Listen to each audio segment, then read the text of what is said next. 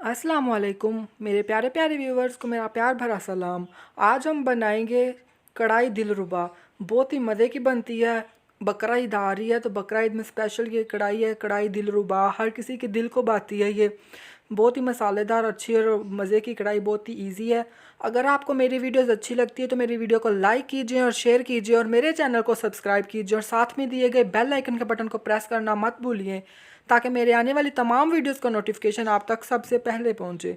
तो आज हम बना रहे हैं कढ़ाई दिलरुबा। बहुत ही मज़े की है, बहुत ही ईजी है।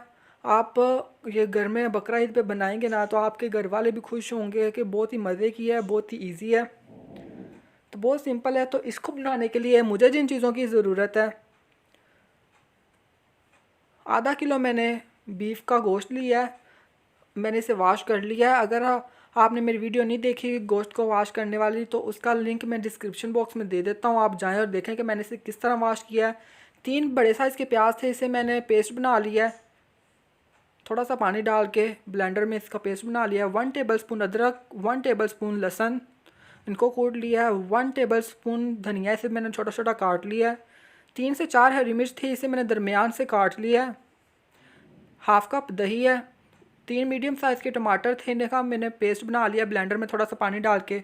और यहाँ मैंने 2 इंच अदरक का टुकड़ा था, इसे लंबा लंबा जुलियन कट काट लिया है और इसमें हाफ़ कप पानी डाला है और इसे रख लिया है। खड़े मसालों में मेरे पास ये है 5 अदद मेरे पास गोल वाली लाल मिर्च है, 1/4 टीस्पून मेथी दाना, एक बड़ी इलायची है और एक ही छोटी इलायची है और हाफ़ टी स्पून काला ज़ीरा। और दूसरे स्पाइसेस में मेरे पास कुछ यूँ है 1 टेबलस्पून लाल मिर्च का powder, 1 teaspoon paprika powder Kashmiri लाल मिर्च, 1 टीस्पून हल्दी जिसे कहते हैं हम, 1 टेबलस्पून कुटा हुआ धनिया, हाफ़ टी स्पून ज़ीरा कुटा हुआ, 1/4 टीस्पून सिट्रिक एसिड टाटरी जो होती है, और 1 टीस्पून काली मिर्च का पाउडर और 1.5 टीस्पून नमक। आप नमक अपने टेस्ट के मुताबिक कम ज़्यादा कर सकते हैं। और 1 टीस्पून कसूरी मेथी। तो चलें बनाना स्टार्ट करते हैं। तो मैंने एक प्रेशर कुकर चढ़ा लिया है चूल्हे पे। सबसे पहले इसमें डाल देंगे गोश्त। गोश्त डाल दिया, इसे एक बार हिला लेंगे। गोश्त डालने के बाद यह जो अदरक वाला पानी है ना, ये इसके अंदर डालेंगे। अगर थोड़ी 1-2 अदरक चली भी जाए तो कोई मसला नहीं है, हमने यहाँ पानी यूज़ करना है। यह हाफ़ कप पानी था तो मैंने इसके अंदर डाल दिया। 1 टेबलस्पून लहसुन का पेस्ट, इसमें से 1 टीस्पून डालेंगे इसके अंदर।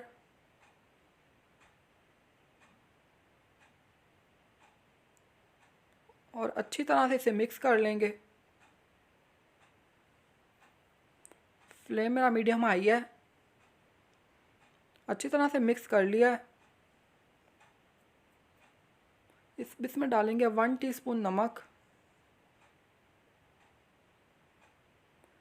और थोड़ा सा पानी।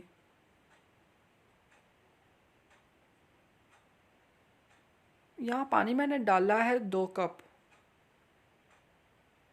2 कप पानी डाला मैंने। पानी डालने के बाद जो मैंने प्याज़ों का पेस्ट बनाया हुआ था ब्लेंडर में, ये हाफ़ अभी डाल देंगे और हाफ़ हम बचा लेंगे। ये मसालेदार कढ़ाई बनती है कि बोटियाँ ज़्यादा होती हैं तो अच्छी नहीं लगती। ये खूब मसाले वाली रेसिपी है। जिनको ग्रेवी मसाला ज़्यादा पसंद है वो ये ज़रूर इसे ट्राई करें। तो अच्छी तरह से इसे मिक्स कर लेंगे।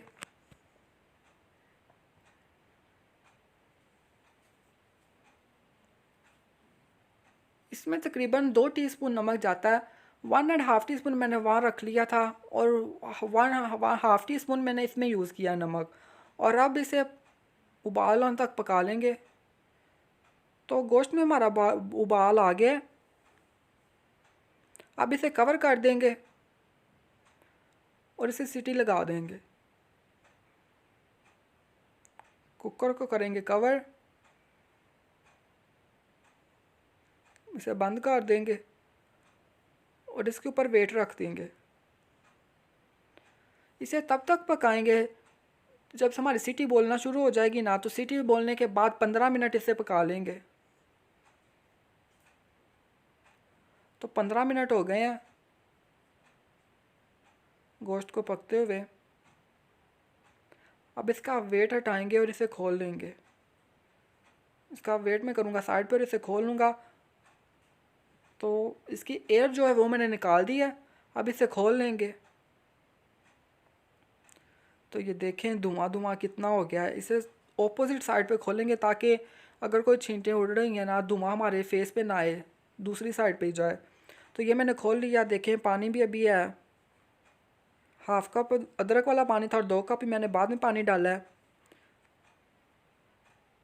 आप यहाँ चेक कर लें कि आपका गोश्त गल गया है या नहीं। आपके गोश्त पे डिपेंड हो सकता है कि ये कितना अच्छा गला है या कितना ज़्यादा वक्त भी ले सकता है, कम टाइम भी ले सकता है। तो आप अपने प्रेशर कुकर के मुताबिक आपको पता है कि ये पानी कितना लेगा। तो वो मैंने साइड पे कर लिया और एक कढ़ाई चढ़ा ली मैंने चूल्हे पे, क्योंकि ये कढ़ाई तो दिल रुबा है ना, बहुत ही मज़े की है, हर एक दिल को भाएगी ये। तो ऑयल को गर्म कर लेंगे। ऑयल गर्म हो गया हमारा। अब इसमें खड़े मसाले जो मैंने आपको बताए थे वो सारे इसके अंदर डाल देंगे और इन्हें रोस्ट कर लेंगे। तब तक इसे रोस्ट करेंगे जब तक मसालों की अच्छी तरह से खुशबू नहीं आ जाती। ज़्यादा इसे काला बिल्कुल भी नहीं करना। तब तक इसे भूनेंगे जब तक इसकी अच्छी सी खुशबू ना आना शुरू हो जाती। तो मसाले देखें कितनी अच्छी तरह फ्राई हो गए हैं। अब इसमें डालेंगे 1 टेबलस्पून हमने लिया था और 1 टीस्पून हमने अपने गोश्त में डाला और 1 टीस्पून इसमें डाल देंगे। और अदरक सारे का सारा इसमें डालेंगे क्योंकि हमने इसमें अदरक का पानी डाला था। इसमें हम 1 टेबलस्पून अदरक डालेंगे और अच्छी तरह से इसे फ्राई कर लेंगे 1 मिनट के लिए। 1 मिनट अच्छी तरह से फ्राई करेंगे। तो 1 मिनट हो गया अच्छी तरह से फ्राई होते हुए। अब जो प्याज़ों का पेस्ट हमने आधा गोश्त में डाला था और आधा बचा लिया था, वो आधा पेस्ट अभी डालेंगे इस पॉइंट पे। प्याज डालने के बाद इसे फ्राई कर लेंगे, गोल्डन नहीं करना, बस इसे भून लेना है 2 से 3 मिनट, जब तक ये इसका कलर चेंज नहीं हो जाता, पानी इसका खुश्क नहीं हो जाता, तब तक इसे फ्राई कर लेंगे। चम्मच चलाते हुए इसे फ्राई करेंगे।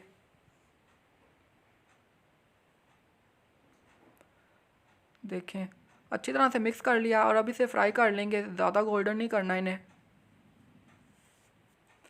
तो फ्राई हमारे प्याज हो गए हैं, देखें ये कलर हमें चाहिए, ज़्यादा गोल्डन नहीं हमें चाहिए। तो अब इस पॉइंट पे ये जो गोश्त उबाला था ना, ये मैंने अलहदा कर लिया और इसकी जो यखनी थी उसे मैंने अलहदा कर लिया। तो सिर्फ अभी बोटियाँ डालेंगे, वो जो पानी है गोश्त वाला वो नहीं, अभी नहीं डालेंगे। तो गोश्त डालने के बाद अच्छी तरह से मिक्स कर लेंगे और इसे भून लेंगे। 2 से 3 मिनट के लिए अच्छी तरह भूनेंगे इसे। तो 2 से 3 मिनट हो गए हैं इसे भूनते हुए। बहुत ही अच्छी सी खुशबू आ रही है, अभी से मुंह में पानी आ रहा है मेरे। तो इसके बाद जो मैंने स्पाइसेस आपको बताए ना, वो इसके अंदर डाल देंगे सारे के सारे, अच्छी तरह से सारे डाल देंगे।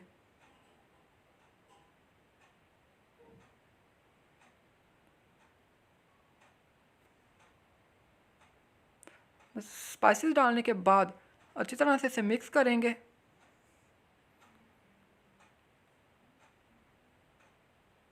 सारे मसालों को अच्छी तरह से मिक्स कर लेंगे। मैं इसमें यहाँ 2 टेबलस्पून पानी डाल रहा हूँ ताकि मसाला हमारा जले ना, नीचे ना लगे, इसीलिए मैंने 2 टेबलस्पून पानी डाला और इसे अच्छी तरह से मिक्स कर लेंगे।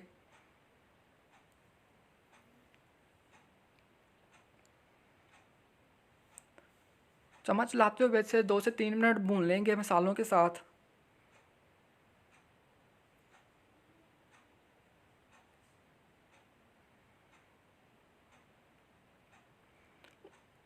गोश्त हमारा तकरीबन 95% और 95 से भी ज़्यादा परसेंट गल चुका था। तो बाकी 5% जो बच गया ना, वो हम बुनाई में से गाल लेंगे। तो 2 से 3 मिनट हो गए हमारे गोश्त को फ्राई होते हुए मसालों के साथ। इस पॉइंट में हमें डालेंगे दही। दही जो आधा कप ली हुई थी ना, सारी की सारी डाल देंगे और इसे अच्छी तरह से मिक्स कर लेंगे और दही में इसे अच्छी तरह से भून लेंगे।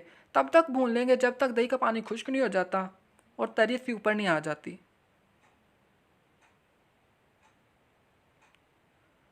अच्छी तरह से मिक्स कर लिया और इसे दही का पानी खुश्क होने तक पका लेंगे।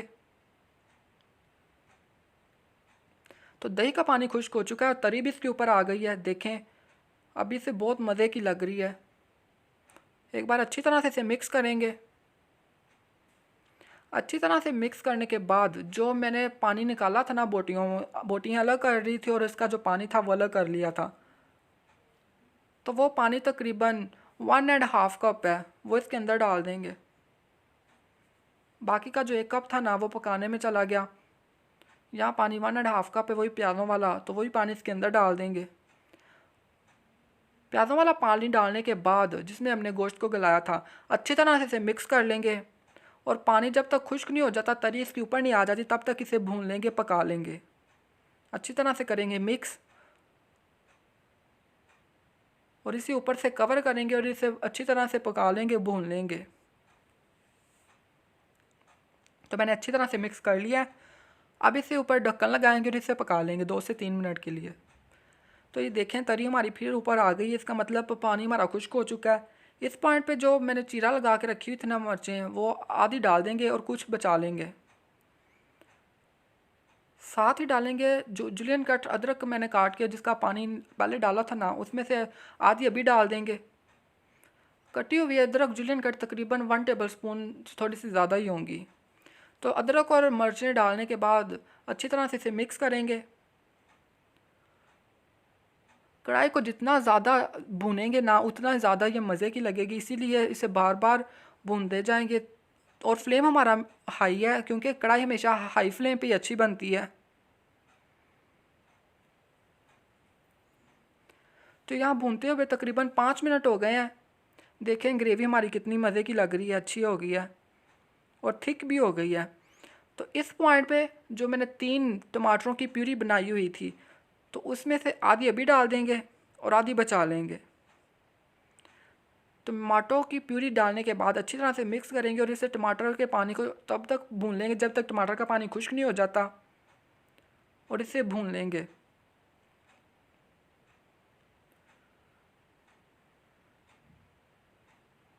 ये बिल्कुल मसालेदार और ग्रेवी वाली कढ़ाई है, आपको ज़रूर पसंद आएगी। तो ये देखें अच्छी तरह से भून चुकी है टमाटर के पानी में।